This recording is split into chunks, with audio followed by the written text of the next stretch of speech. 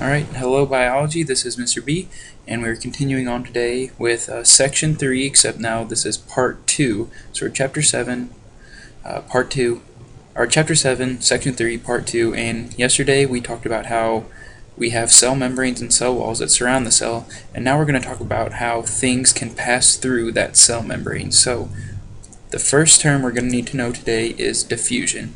And diffusion is defined as the movement of particles from one area to another. This movement usually occurs by particles traveling from an area of high concentration to an area of low concentration. So what that means is it's just traveling to an area. Let's say we have 10 people on one side of the room and we have 5 people on the other side of the room. Diffusion states that the side of the room that has 10 people on it, maybe 3 people are going to move over to the other side until we have equal numbers. So it's going to travel from an area where there's a lot to an area where there's not that much.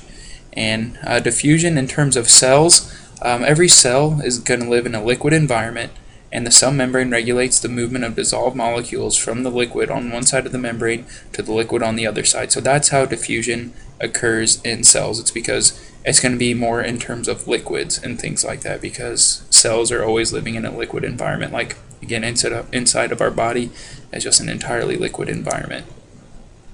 And so when we look at when we look at diffusion, we have to look at something called concentration. So I said area of high concentration for an area of low concentration, so you might not know what that means. So concentration, how we measure it is we look at a solution, and a solution is just a mixture of 2 or more substances. And the substances dissolved in the solution are called the solutes. So when we think of, we have water and salt mixed together, that's a solution. We have 2 separate things mixed together.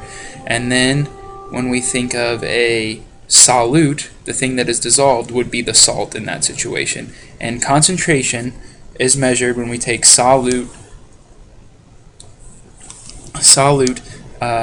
in a given mass of a solution, or mass over volume. So when we think of concentration, that's what we're going to think of, the amount of dissolved particle that's inside of the solution.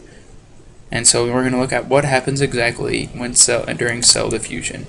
So particles in a solution, again, this is a little bit of review, or going over again, tend to move from an area where they are more concentrated to an area where they are less concentrated, and this process is called diffusion. And when the concentration of the solute is the same throughout the system has reached equilibrium. So we're going to look at some pictures, and it's going to make a little bit more sense here. So here we have a picture, and then we're going to break down each set of here. So just take a look at that. See the solute here, only on this side, then it travels to that side, so that's the diffusion occurring right here. The particles traveling from an area of high to an area of low. And then we have equilibrium, where they're traveling back and forth. So breaking it down step by step. So there's a higher concentration of solute on one side of the membrane as compared to the other side of the membrane. As you can see, all these little dots are the solute. There's a bunch over here and none over here. So our next step is solute particles move from the side of the membrane with a higher concentration of solute to the other side of the membrane with a lower concentration of solute. And the solute particles will continue to diffuse across the membrane until equilibrium is reached. So as you can see, they're going back and forth here, or not going back and forth, only going one way. And then our next step, there we go, there it is.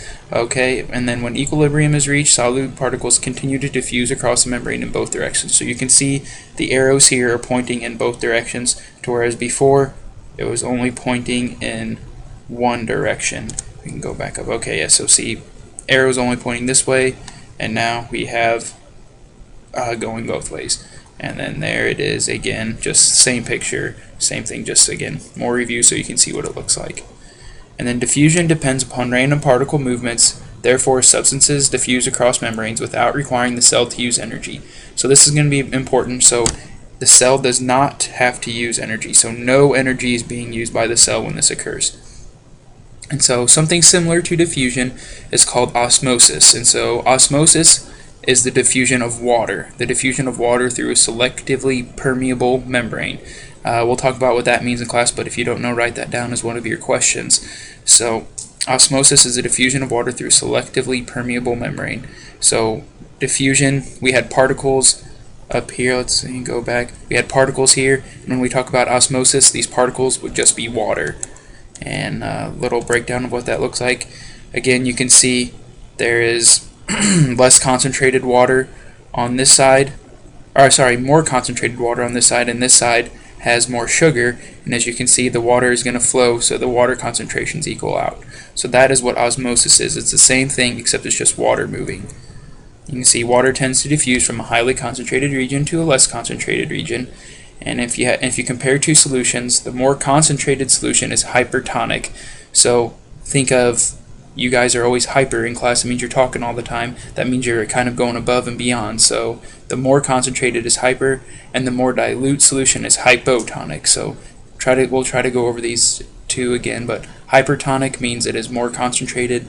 Hypotonic means it is less concentrated.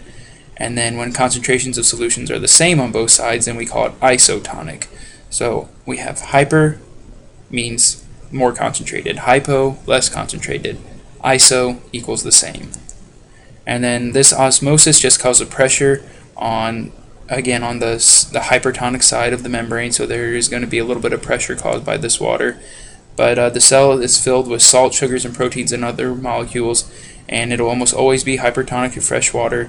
And if so, the osmotic pressure should produce a net movement of water into the cell. As a result, the volume of the cell will increase until the cell becomes swollen or bursts.